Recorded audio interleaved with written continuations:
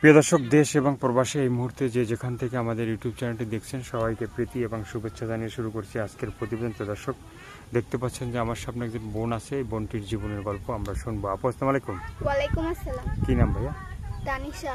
তানিশা আপু কি ভালো? এই তো ভাই কোনোরকম। কোনো রকমের। হ্যাঁ তো আজকে জীবনের গল্পটা শুনবো, বলবা? হ্যাঁ, জীবনের গল্পই তো বলতে আসছি। একটু বলো, আমরা একটু শুনি। ভাই এখন অভাবটা আছে, অভাবটা আবার কেমন, হুম যেমন বাবা আছে কিন্তু বিয়া কইরা গেছে গা। হুম আছে আম্মু অসুস্থ, কিছু করতে পারে না, দুইটা ছোট ভাই বোন আর আমি। হুম তো আমি যে কাজ করি, হুম। বাসা বাড়ির কাজ করি, হুম দিন আনি দিন খাই, আবার কত সময় মাসে পাই, হুম। মানে সংসারটা চলে না। হুম তার জন্য আমি আবার পাশের বাড়িতে কাজও শিখছি। হুম বাড়িতে মানে অন্য কোনো জায়গায় যা কাজ শিখি না, বাড়িতে সেলাই মেশিনের কাজ শিখছি। এখন যদি কেউ ভালোবাসা পাশে দাঁড়ায়, হুম। কে আমার পছন্দ হয়, বিয়ে শাদী করে, তার জন্য আসছিলাম ভাই। মানে কাজ শিখছো হ্যাঁ, কিন্তু কাজও করো? কাজ করি কেমন, বাসা বাড়ির কাজ করি আর সেলাই মেশিনের কাজ শিখছি। হ্যাঁ। টাকার জন্য সেলাই মেশিনটা আমি কিনতে পারতাম মানে নিজের মেশিন নাই?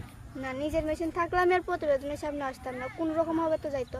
কিন্তু এখন কোন রকম হবেও দিন আমি চালাইতে পারতেছি না। হ্যাঁ। যেমন এমন দিন আছে না খাইয়াও থাকি, হ্যাঁ তার জন্য আসছি। আমি নিজে একলা হইতাম, না খাইয়া অনেকদিন কাটাতে পারতাম। হ্যাঁ। কিন্তু আমার আম্মু অসুস্থ, ওষুধ খাওয়াইতে লাগে, ওষুধ কিনা তো টাকা লাগে। হ্যাঁ। দুটা ছোট ভাই বোন আছে, হ্যাঁ। ছোট, ওদের তো অনেক ইচ্ছা আছে, কিছুই পূরণ করতে পারি না।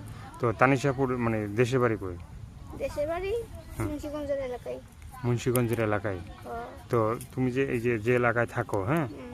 সেই এলাকায় মানে কেমন, ভালো? ভালো তো, অনেকদিন ধরে আছি, এখন ভালোই। ভালোই। হ্যাঁ। তো তুমি কি লেখাপড়া করছো? না ভাই, লেখাপড়া করি নাই। করো নাই?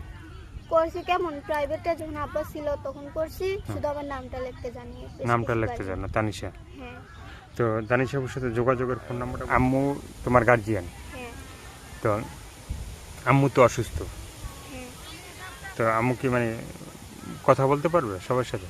কথা বলতে পারবে, শরীর খারাপ, যেমন মানে বিজনেসে করতে পারে, খারাপও না, মানে কোনো জায়গায় বেশি হাঁটতে পারে না, কথা বলতে বলবো, কোনো কামও করতে পারে না, শুধু বাসায় বসে থাকে, কোমর ব্যথা। আচ্ছা আচ্ছা। তো তোমার আর কি বলার আছে?